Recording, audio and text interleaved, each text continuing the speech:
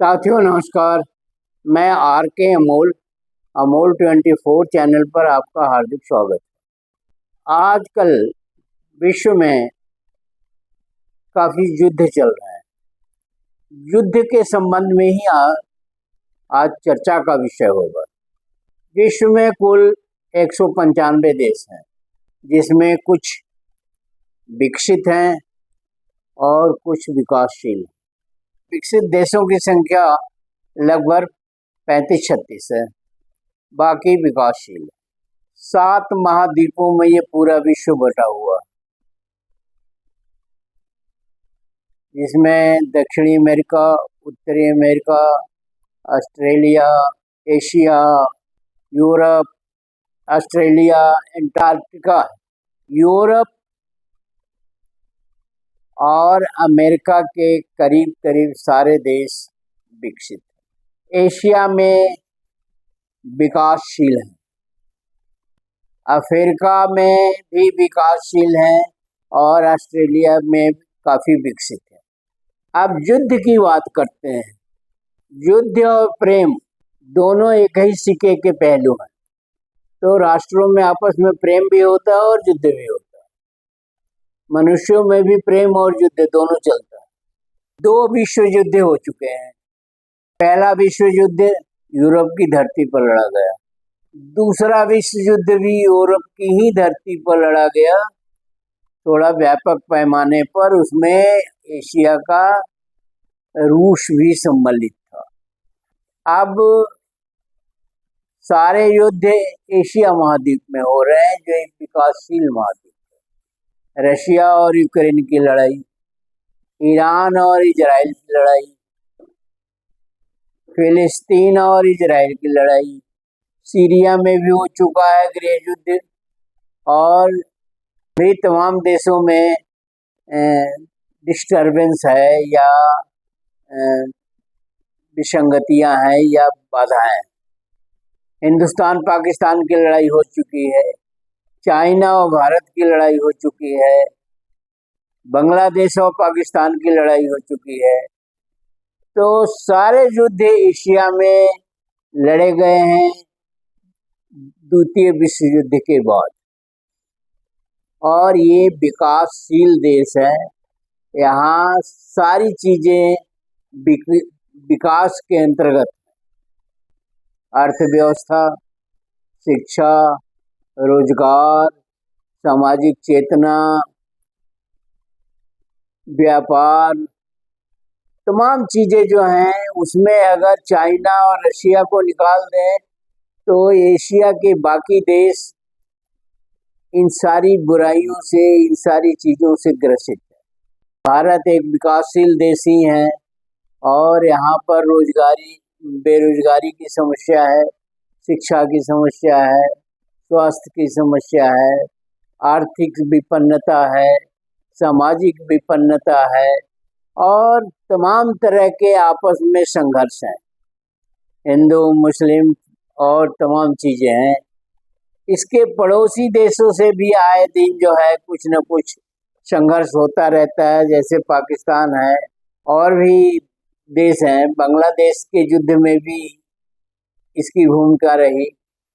तो इस प्रकार विकासशील देश सारे के सारे एशिया में हैं, और एशिया में कोई भी विकसित राष्ट्र या विकसित देश नहीं। रूस और यूक्रेन की लड़ाई काफी समय से चल रही है।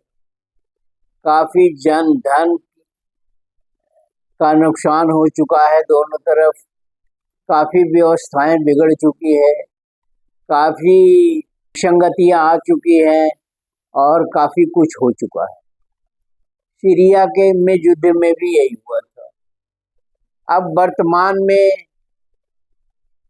फिलिस्तीन और इजराइल की लड़ाई चल रही है, और बिल्कुल 2-4 इस महीने की बात है कि ईरान और इजराइल में भी लड़ाई शुरू हुई। ये बहुत संपन्न देश नहीं है, किसी भी प्रकार से संपन्न नहीं है, और किसी भी मायने में संपन्न नहीं। आर्थिक विपन्नता बहुत है, पर कैपिटा रेट बहुत कम है, बेरोजगारी बहुत है, तमाम चीज़ें हैं, शिक्षा भी बहुत कम है। ऐसी स्थिति में विकसित और विकासशील देशों के बीच एक अदृश्य युद्ध चल रहा है। विकासशील देश जो हैं वो आपस में पूरे तन मन धन के साथ लड़ रहे हैं। अगर जमीनी लड़ाई नहीं हो रही है तो मानसिक लड़ाई हो रही है, व्यापारिक लड़ाई हो रही है, सामाजिक लड़ाई तो है ही है। तो इस तरह जो विकासशील देश हैं वो और अवनति की तरफ जा रहे हैं। इसमें कई इन लड़ाइयों के बैकग्राउंड पृष्ठभूमि जो है वो बहुत है। एक तो विकासशील देशों में अज्ञानता बहुत है अशिक्षा के कारण। आर्थिक विपन्नता है, उसमें भी लूटपाट है, उसमें भी विभिन्नताएं हैं, उसमें भी आपस में लड़ाई है। तो कई मोर्चों पर ये विकसित राष्ट्र, विकासशील राष्ट्र जो है आपस में ही लड़ रहे हैं। अब एक संपन्न ग्रुप है या एक विकासशील ग्रुप है जो हथियार बनाता है, जो अन्य सामान बनाता है, जो विकसित है हर तरीके से, शिक्षा में भी, रोजगार में भी और स्वास्थ्य में भी, मतलब हर तरह से विकसित है, हर तरह से संपन्न है और उनका आयात बहुत है इन विकासशील देशों को। तो विकासशील देश दो तरीके से दबाए जाते हैं, या उनको क्रश किया जाता है, या उनको उनकी मानसिकता को कुंठित किया जाता है। वो है सामानों का निर्यात किया जाता है। राष्ट्रों में टेक्नोलॉजी बहुत हाई है, उनके पास हथियार, गाड़ियां या हर तरह से वो टेक्नोलॉजी में विकसित है। टेक्नोलॉजी की वजह से ही वहाँ संपन्नता छाई हुई। विकासशील देशों में टेक्नोलॉजी जो है कुछ भी नहीं है, शिक्षा नहीं है तो टेक्नोलॉजी भी नहीं है, तो धन भी नहीं है और भी सामाजिक कारण है। ये जातियों में बटे हुए हैं, ये मूर्ख टाइप के लोग हैं, ये धर्मों में बटे हुए हैं। इनके सामने ऐसे ऐसे फ्रंट हैं, ऐसे ऐसी समस्याएं हैं जिसका समाधान ये स्वयं अपने स्तर पर कतई नहीं कर सकते। लिहाजा जब धर्म में विभिन्नताएं हैं, जातियां बहुत हैं, आर्थिक विपन्नता बहुत है, सामाजिक विपन्नता बहुत है, शैक्षिक विपन्नता बहुत है, रोजगार नहीं है, तो यहाँ सब मिलाकर के विपन्नता ही विपन्नता है और इन्हें दूसरे के ऊपर निर्भर रहना है। तो एशिया प्रायद्वीप या एशिया द्वीप के लोग जो हैं, जितने देश हैं एशिया में, लगभग 48 देश हैं। ये सारे के सारे पश्चिमी देशों, विकसित राष्ट्रों, अमेरिका, यूरोप, ऑस्ट्रेलिया के ऊपर निर्भर है। इनके पास विकासशील देशों के पास टेक्नोलॉजी नहीं है। टेक्नोलॉजी की बात करें तो जो एटॉमिक वेपन्स हैं, हथियार और हैं, मिसाइलें हैं, तमाम तरह के युद्ध विमान हैं, नौसेना में सबमरीन्स हैं, या जो कुछ भी है एयर में भी इनके पास कुछ नहीं है। तो भारत जैसा बड़ा देश जो प्रायद्वीप है, वो भी अमेरिका से, कभी फ्रांस से, कभी यूरोपीय कंट्री से, कभी ऑस्ट्रेलिया से हथियारों का आयात करता है।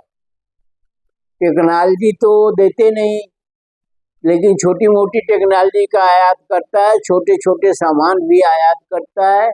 तो हमेशा ये आयात के कारण विपन्नता में ही रहते हैं। एक पृष्ठभूमि बता रहे हैं हम। अब लड़ाई किस बात की है? विकासशील देशों के अंतर्गत ही आपस में एक दूसरे देश की लड़ाई इसलिए है कि इसमें विकसित राष्ट्रों की एक सोची समझी चाल है कि ये आपस में लड़ेंगे तो हमारे यहाँ हथियारों का उत्पादन बढ़ेगा और हथियारों का आयात हम करेंगे और इससे देश में संपन्नता और बढ़ेगी। ये विकासशील देशों के समझ में बात आ नहीं रही, और अगर आ रही है तो कुछ न कुछ राष्ट्र जो है वो उनके चंगुल में पड़े हुए हैं, जिसके कारण जो है यहाँ विपन्नता स्थित है। अब आप देखिए, गांव के स्तर पर आपको समझाते हैं। गांव के स्तर पर संपन्न जातियां जो होती हैं, ब्राह्मण, क्षत्रिय, वैश्य, ये संपन्न जातियां, ये बुद्धिमान जातियां, इनके पास जो है टेक्नोलॉजी के रूप में छल कपट और प्रपंच और दुनिया भर के धोखाधड़ी इनके दिमाग की उपज है। तो जो पिछड़े और दलित हैं वो हमेशा त्रस्त रहते हैं, तनाव में रहते हैं, आपस में लड़ते हैं और अपनी विपन्नता को बरकरार रखते हैं। इसलिए समझा रहे हैं कि यही जो है विश्व के स्तर पर भी है, विश्व के स्तर पर भी यही स्थिति है। तो एक छोटे तरीके से समझा रहे हैं, गांव में हमेशा विपन्नता बनी रहती है या देश में भी गांव की विपन्नता देश में हो जाती है। उसी तरह से ये बड़े राष्ट्र जो विकसित राष्ट्र हैं वो हमेशा विकासशील राष्ट्रों को, विकासशील देशों को हमेशा लड़ाते भिड़ाते रहते हैं या आपस में फूट डालते रहते हैं, और ये देश के राष्ट्राध्यक्ष या जो भी हों वो उनके चंगुल से बाहर नहीं निकल पाते, जिसके कारण ये युद्ध होते हैं या मतभेद होते हैं या हथियारों का आयात होता है, और इस आयात के कारण जो है विकसित देश और संपन्न होते जाते हैं। तो एशिया में युद्धों की भरमार लगी हुई है कई दशकों से, एक दो दशकों से नहीं, कई दशकों से जो है यहाँ युद्ध की भरमार लगी हुई है। और सैकड़ों सालों से, पहले तो ये कॉलोनियां थे इनके विकसित राष्ट्रों के, उस तरह से शोषण बंद हुआ और आज़ाद हुए ये देश, तो अब उनके कॉलोनी तो नहीं है लेकिन कॉलोनी से कम नहीं। तो इस तरह से एक व्यतिक्रम आ रहा है और ऐसा प्रतीत हो रहा है कि तृतीय विश्व युद्ध का आगाज है और तृतीय विश्व युद्ध एशिया में ही संपन्न होगा, और यह एशिया महाद्वीप के लिए बहुत कष्टकारी है, बहुत दुखदाई है, क्योंकि अगर एटॉमिक एनर्जी हुई, एटॉमिक एनर्जी का प्रयोग किया गया तो एशिया तहस नहस होगा और पुनः जो विकासशील की डिग्री मिली हुई है इन्हें, वो अविकसित की डिग्री हो जाएगी। तो ये दुनिया विश्व स्तर पर खेल खेला जा रहा है और एशिया के राष्ट्रों को नहीं समझ में आ रहा है, और एशिया में कोई संगठन नहीं है। अब एशिया में दो देश बहुत बड़े हैं, रशिया जो एटॉमिक पावर से संपन्न है और चाइना, वो भी एटॉमिक पावर से संपन्न है। ये दोनों कम्युनिस्ट कंट्री हैं। अब ये चाहते हैं, एक दूसरा खेल ये भी है, ये चाहते हैं कि एशिया के सारे राष्ट्र कम्युनिस्ट हों और अमेरिका चाहता है कि सारे राष्ट्र लोकतांत्रिक हों। तो कम्युनिस्ट विचारधारा और लोकतांत्रिक विचारधारा के बीच में भी आपस में लड़ाई है, जिसका कुफल एशिया महाद्वीप जो है भुगतता। तो ऐसी स्थिति में जो विकासशील राष्ट्रों में बहुत अच्छी स्थिति में है, उन्हें पहल करनी चाहिए कि तीसरा विश्व युद्ध एशिया में न लड़ा जाए, क्योंकि एशिया में अगर विश्व युद्ध लड़ा गया तो उसका व्यापक असर एशिया के सभी देशों में होगा। और एटॉमिक पावर के युग में बर्बादी की तो कोई परिभाषा ही नहीं। ये रेगिस्तान भी बन सकता है, ये जंगल में भी तब्दील हो सकता है, यहाँ आदमियों का नामो निशान मिट सकता है, वातावरण प्रभावित हो सकता है, जंगल प्रभावित हो सकते हैं। तमाम वो मानक हैं जो पर्यावरण से संबंधित है, वो तमाम नष्ट हो सकते हैं, क्योंकि ये भयानक विश्व युद्ध होगा और जिस एटॉमिक अस्त्रों का प्रयोग किया जाएगा वो केवल विनाश की भाषा जानते हैं, विकास की भाषा का तो सवाल ही नहीं पैदा होता। तो विनाश बड़े पैमाने पर होगा। ये इस एशिया के चाइना और रशिया को इस बारे में सोचना चाहिए और अमेरिका और यूरोप के देशों का दखलंदाजी कम होनी चाहिए हर हाल में, क्योंकि यूरोप और अमेरिका ये सामंतवादी प्रवृत्ति के देश हैं और इनका पूरे विश्व पर सामंतवाद चल चुका है, इनका राज्य रहा है। तो ऐसी आशंका लग रही है कि तृतीय विश्व युद्ध होगा और द्वितीय विश्व युद्ध भी यहूदियों की वजह से हुआ था और तृतीय विश्व युद्ध भी लगता है यहूदियों की वजह से ही होगा, क्योंकि इजराइल टेक्नोलॉजी में बहुत आगे है और इजराइल की विनाशकारी नीतियां पूरे एशिया को नष्ट करने में देर नहीं लगाएंगी और पूरा एशिया जो है नष्ट एक बारूद के ढेर पर बैठा हुआ प्रत्यक्ष है।